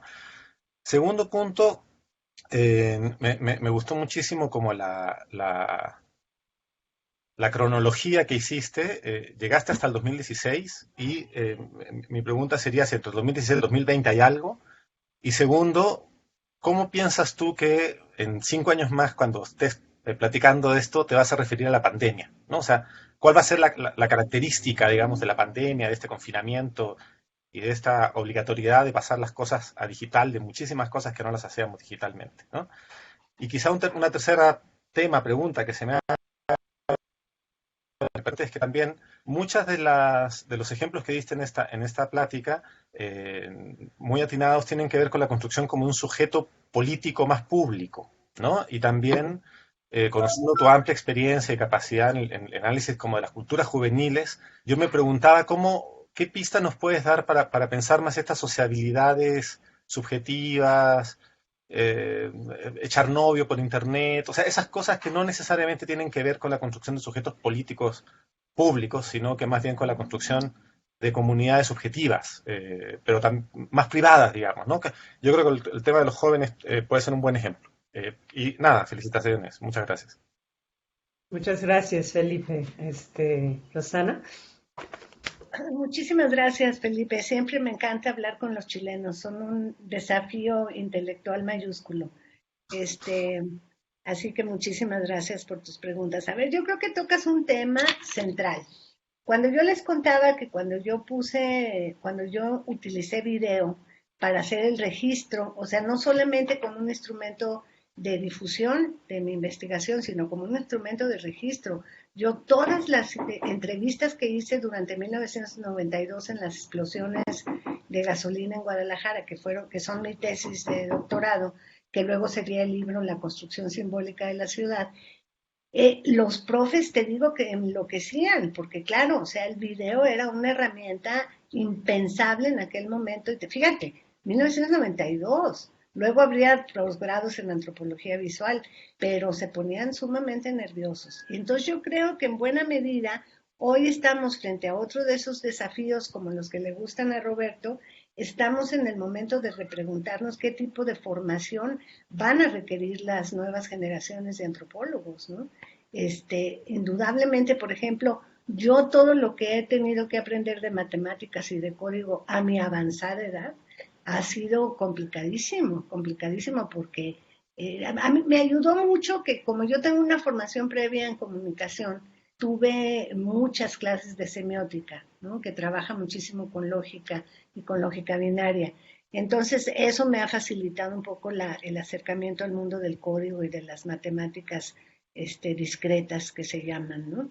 Entonces, creo que cada vez va a ser más importante la formación en el uso de estas herramientas, la formación en el manejo de datos, ¿no? A nivel de grandes volúmenes de datos, pero también de datos más cualis, pero interrogados de otro modo, ¿no? Por ejemplo, con esto trato de ser breve. Acabamos de publicar junto con Aristegui Online y con Artículo 19 una investigación conjunta que hicimos en torno al uso de Notimex y de la directiva de Notimex de cuentas falsas para atacar a ex colaboradores, bla, bla, bla. En síntesis, el trabajo de Signal, la segunda parte se publicó ayer, está en Twitter, está en nuestra página. Lo que nosotros hicimos, como eran 12 cuentas que aparecieron en un chat que fue filtrado por algunos de los participantes, fue hacer el análisis cualitativo de las cuentas, ¿no? Entonces, empezarle a hacer preguntas a las cuentas, no solamente graficar en términos de sus relaciones, de su posición topológica en una red, sino preguntarle cuándo se creó, qué tipo de narrativa maneja, cuántos seguidores, cuántos seguidos, cuánto tiempo de inactividad. Por ejemplo, encontramos que una cuenta, ahorita me están avisando mis colegas del laboratorio que ya bajaron todas las cuentas que tenían, o sea que sí les alcanzamos a dar un buen llegue, ¿no? Entonces un mínimo de justicia que haga el dato, ¿no? Entonces es bien interesante porque el laboratorio, hay ingenieros, hay psicólogos, hay gente de comunicación, gente de audiovisuales, ingenieros financieros, ¿no? Que tienen una cabeza súper bien amueblada, es una maravilla verlos pensar, ¿no? Y entonces la pregunta interdisciplinaria es fundamental, ¿no? O sea, cómo interrogar el dato. Y entonces la pregunta sobre cómo interrogar el dato te lleva inmediatamente a qué tipo de formación tienes que tener para interrogar el dato, ¿no? Entonces creo que tocas un tema que es fundamental, ¿no? Luego, mira, igual que Mariana Enríquez, yo me reservo mi derecho a imaginarme el futuro en el largo plazo, pero preveo dos consecuencias fundamentales. La primera tiene que ver con el cambio en los rituales públicos, ¿no? Indudablemente eso se está transformando de una manera muy acelerada, y la otra, la ampliación de la brutalidad capitalista, ¿no? Ahora que la empresa vio que el teletrabajo funciona y que nosotros ponemos nuestra luz y ponemos nuestro internet y ponemos nuestro tiempo sin solución de continuidad, continuamente, pues quiero decir, pues eso se va a exacerbar cada vez más, ¿no? Entonces veo esas dos cuestiones. Y luego, me encanta tu pregunta. Yo a veces quisiera tener el tiempo de volver sobre esas preguntas que siempre me han interesado muchísimo, ¿no? Que no es solamente la pregunta por el sujeto o político, sino la pregunta por este sujeto íntimo, ¿no? Cómo se configura, a través de qué proceso se va siendo socializado. Y yo creo que otra tesis interesantísima sería para proponérsela a otra egresada. No, si es Seida Rodríguez, no es egresada del CIESAS. Ella es cuando ya se produjo el divorcio entre la UDG y el CIESAS, pero ella tiene una tesis sobre el amor romántico y el amor, yo se la dirigí. El tema es que habría que proponerle a Seida hacer una nueva investigación que se llama El amor en tiempos de Internet, ¿no? Entonces yo creo que, por ejemplo, una estrategia pudiera ser, nomás que ahí necesitas tener una posición. A ver, voy a utilizar lenguaje técnico. Cuando uno está en la red, uno no es Rosana, uno no es fulano, uno es un nodo, ¿no? O sea, es una posición en una red. Entonces, depende de la posición que tengas, las posibilidades de que hagas ciertas cosas son mejores que otras, ¿no? Entonces, para hacer una investigación como la que yo hice en Facebook a través de preguntas a los propios usuarios, requiere que tu nodo esté ampliamente vinculado con los sujetos que quieres entrevistar. Entonces, seguir a alguien en Twitter no tiene que ser, no es un acto espontáneo, es con quienes vas a construir comunidad, ¿no? Entonces, por ejemplo, hoy que terminemos puedo preguntar a mi comunidad tuitera, puedo preguntar esto y a ver qué nos contestan y qué nos dicen, ¿no? Pero yo creo que hay muchas preguntas de esas que Roberto dice que abren la pandemia, y esta última que tú señalas, de cómo estas dimensiones de lo cotidiano están siendo reconfiguradas por la pandemia, ¿no? Muchas gracias, Rosana. Gracias, Felipe. Tenemos una pregunta de Sandra. Adelante, Sandra.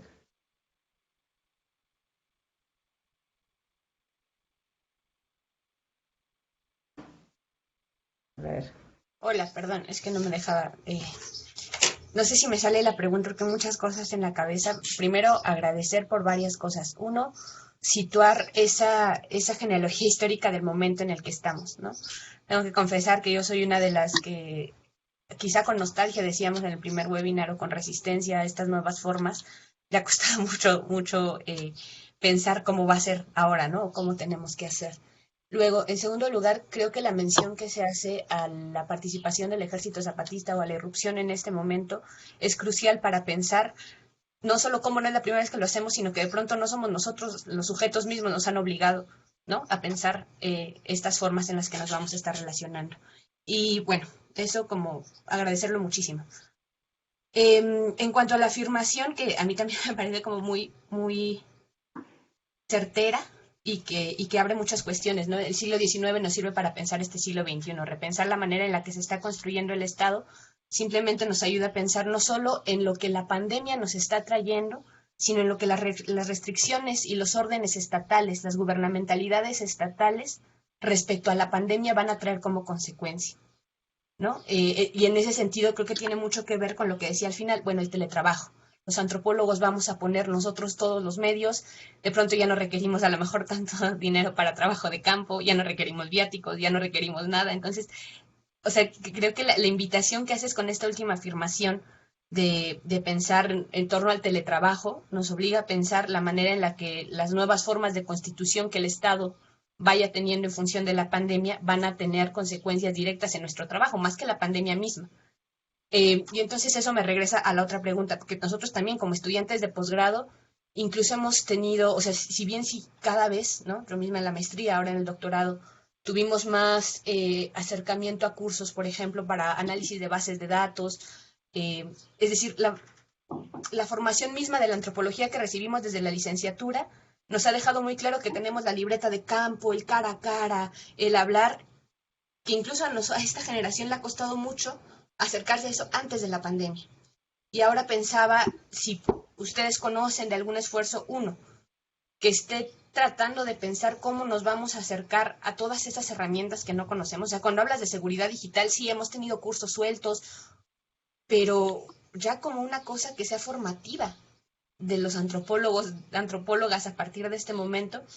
Y la otra que pensaba que me parecía muy interesante, y es que en toda tu exposición, Rosana, de pronto parece que este giro a lo digital nos permite hablar de los espacios que se construyen, de las subjetividades que se construyen en esta nueva forma de relación, pero también de los sujetos que construyen espacios digitales para ser. Y entonces no sé si tengas como alguna otra experiencia, por ejemplo, yo pensaba en familiares de desaparecidos ahora. Han construido un montón de herramientas para la búsqueda por el contexto de violencia que están en las redes, ¿no? Que se mueven por estos medios, que no implican el cara a cara, por lo mismo que decías. No sé si nos puedas como orientar, no sé, ahí más bien la pregunta es ¿qué más hay? Y cómo poder trabajar en eso y cómo poder colaborar en eso. Sí, fue muy disperso, pero más bien muchas gracias. Gracias, Sandra. Yo solo agregar a esto que pues estoy totalmente de acuerdo con la invitación que nos haces, Rosana, de pensar el siglo pasado para entender el presente. Y precisamente ayer Facebook prohibió el uso del triángulo rojo en los anuncios de Trump para referirse a Antifa, por ser el símbolo que usaba Hitler para marcar a sus opositores. La primera vez que Facebook hace ese tipo de censura de Trump, ¿no? Entonces, bueno, nada más agregar eso a esta reflexión y dejarte la palabra, perdón. Muy bien, ¿no? Y ya sabes que Trump quiere sacar a Twitter de su territorio continental porque también lo censuraron, ¿no? Entonces lo acusaron en 2 tweets que puso, lo acusaron de fake news y se puso furibundo. Pero bueno, ese personaje. A ver, hay una cosa que no le contesté a Felipe y tiene que ver con el arco de tiempo que va del 2016 para acá. Yo creo que se está dibujando, Felipe, ¿no? Creo que todavía podamos, con esto de la pandemia, muchas de las cosas, digamos, que se venían consolidando, ¿no? Como un retorno de una cierta derecha religiosa, ¿no? al mundo, un incremento del vigilantismo, donde conecto con lo que señala Sandra en su interesantísima intervención. A ver, yo creo que yo todavía no me atrevo a formular, digamos, con certeza esto. Puedo esbozar algunas líneas que veo, pero con respecto a esto del exacerbamiento, digamos, de la pandemia, estamos viendo que el vigilantismo está creciendo de manera brutal, ya no solamente el de la gubernamentalidad algorítmica, ¿no? Que por ahí está ese texto maravilloso, sino del vigilantismo en el sentido Foucaultiano más clásico, ¿no? Vigilar y castigar. Vemos la emergencia de un sujeto culpable de su propia enfermedad, ¿no? Abandonado a su suerte y que si desobedece, ¿no? Este orden sanitario, pues es responsable de contaminarse. Vamos a ver crecer filtros de cada vez mayores, ¿no? O sea, yo creo que esto va a empeorar y esto ha dado a ciertos estados por ejemplo, pensemos en China, ¿no? Que ahora tienen ese dron que vuela, es un dron dotado de sensores de temperatura y es un dron que sobrevuela en circunferencia los edificios, ¿no? Para detectar si hay gente enferma, o la temperatura. Entonces yo creo que ahí hay un tema muy fuerte y creo que se va a incrementar. Pero también creo, y esa es la optimista de closet que llevo dentro, aquí hablaría yo desde esa lógica, en la última bitácora COVID que escribimos Paloma López Portillo y yo, que también está en la página de Signa, se llama Información, Antídotos y Máquinas de Guerra. A ver, yo creo que frente a esa lógica punitiva y policíaca, culpabilizadora de ese sujeto responsable de portar el bicho, ¿no? Se responde con máquinas de guerra a lo de Lucy Guattari.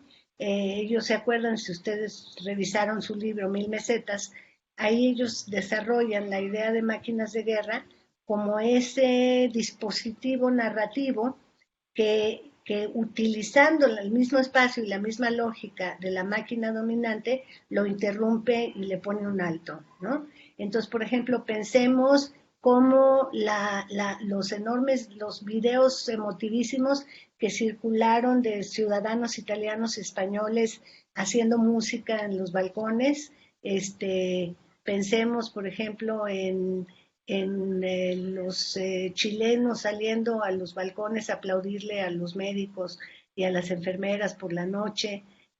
Pensemos a los neoyorquinos de Harlem saliendo a su patio, a su backyard, ¿no? De sus edificios a cantar canciones de protesta, ¿no? Con respecto a lo de Black Lives Matter. En fin, máquinas de guerra que están ahí a nuestra disposición y que son, digamos, elementos de contrapeso para esta lógica vigilantisma, ¿no? Entonces, hay muchas cosas que se están utilizando, por ejemplo, en términos de trabajo de campo. Tú decías que los familiares de desaparecidos han desarrollado pues muchas técnicas, no solamente para búsqueda en el terreno, pero por ejemplo la gente de Monterrey, de nuestros desaparecidos en Nuevo León, donde está esta grandiosa mujer Leti Hidalgo, están ya volando drones, ¿no? Mi aspiración es volar un dron, pero yo arriba del dron, ¿no? Entonces, pues hay muchas herramientas. El tema es, pues, tener un filtro de selección, ¿no? De qué te puede servir y qué no te puede servir. O sea, a ver, cada pregunta, yo planteado en otros términos, toda teoría engendra su metodología y toda metodología quiere sus herramientas, ¿no? Entonces, si tú tienes mi lema con mis estudiantes es saber, gente. Aquí es eficacia teórica y solvencia empírica, punto, no hay de otra, ¿no? Entonces, si tú tienes una buena teoría, esa teoría te va a sugerir la metodología que necesitas, ¿sí? Entonces, a veces es mucho menos angustioso de lo que pensamos, ¿no? Porque a veces empieza al revés, ¿no? Por ejemplo, hay gente que llegaba antes, Rosana, quiero hacer una tesis sobre historia de vida. A ver, ¿cómo es eso? ¿No? O sea, es como si dijeras, quiero hacer una tesis de estadística. O sea, no puedes empezar por la técnica, por la herramienta, tienes que empezar por la pregunta y la conceptualización, ¿no? Un poco por ahí. Bueno, muchísimas gracias, Rosana. Me da mucha pena tener que cerrar esta conversación porque la verdad está súper buena, pero tenemos un límite de 2 horas de grabación en línea. Entonces, pues, por mi parte, por lo decías, es agradecerte nuevamente enormemente la generosidad, la creatividad, la inspiración que nos has dado hoy. Eficacia teórica y solvencia empírica me parece un buen punto de cierre. invitación. Voy a pasar la palabra a Carolina Robledo para cerrar. Bueno, no, igualmente, solo agradecerte muchísimo, Rosana, por haber aceptado la invitación y por ser tan generosa con compartir tus experiencias, tu buen humor, tus saberes. No, Seguramente pues de los nada, al estudiantes contrario, un grandísimo van a encontrar placer seguro mío mucha de- inspiración. Y también aprovechar para invitarles a todos a que sigan asistiendo a este ciclo de videoconferencias. Ahí tienen en la pantalla la programación. La siguiente semana justo vamos a hablar sobre el análisis de riesgo en tiempos de pandemia para hacer trabajo antropológico, pero como dijo Rosana, ¿no? El ejercicio etnográfico está en la mira y es objeto también de amenaza desde hace muchos años. Entonces, nosotros hemos trabajado también por incorporar el análisis de riesgo a los proyectos de investigación de los estudiantes, así que esta es una buena oportunidad para que aprendan algunas herramientas de cómo hacer sus propios análisis de riesgo. Con eso yo termino. Muchísimas gracias también a Rachel y a todos los asistentes. Adiós. Muchas gracias, Adiós. Rosana. Gracias, chao. Gracias, Susana. Gracias. Adiós todos. Muchas gracias. Saludos. Bye.